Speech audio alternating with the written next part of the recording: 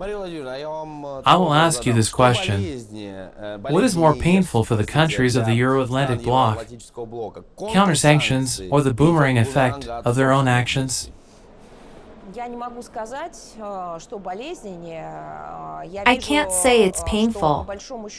We have not yet answered everything, and we have answered very little. We respond pragmatically with the calculation of the consequences, primarily for ourselves.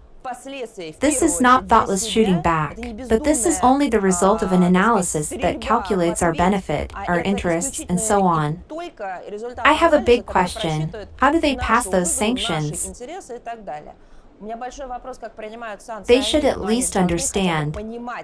Here is the primary movement from point A to point B.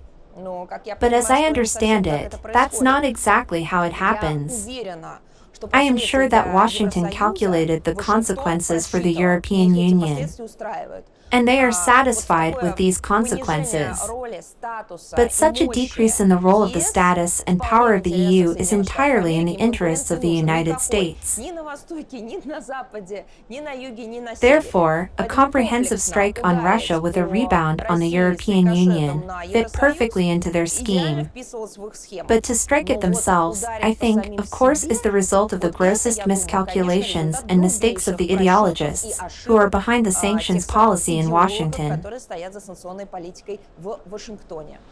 What do you want to say?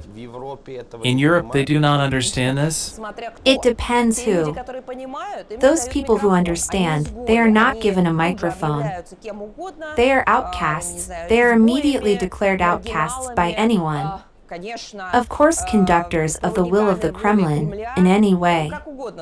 It just starts straight-up persecution with a culture of cancellation. And those who are at the helm, I think that perhaps they understand, but it's another matter, that they have no right to say this. But someone understands the opposite, simply working for Washington. Do you think such people are few? Then you understand. Now we must move on to some kind of understanding of the word patriotism. After all, in many ways it has been replaced by a simple love of money, personal gain. For the same EU officials, they don't care what country they live in, they don't care what to develop. The main thing is that a significant amount of money falls about every month. The most important for them is that after they work as the prime ministers of their countries, ministers of foreign affairs, defense, and maybe even the presidents, they are sweetly placed in some kind of international banks, currency funds, trusts, so to speak, organizations. That's exactly how it is. Look, here is a live example. Here is Jens Stoltenberg, who should be NATO Secretary General, who in principle should be engaged in Euro-Atlantic security. He is doing everything to destroy the very one. Let it be somewhere. Someone will say, illusory, albeit schematically, but one way or another. More or less observing some kind of balance, a system of strategic stability and security that was in the world. But he has already received approval to take up a post at the bank within a year.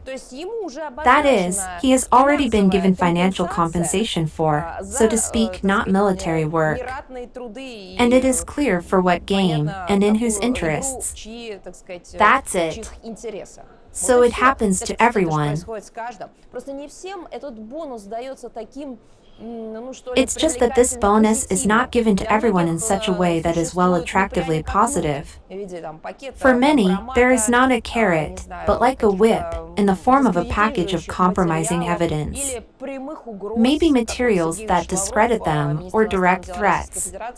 Like Sergei Lavrov, the Minister of Foreign Affairs of the Russian Federation, has repeatedly said that we have such information simply from the primary source.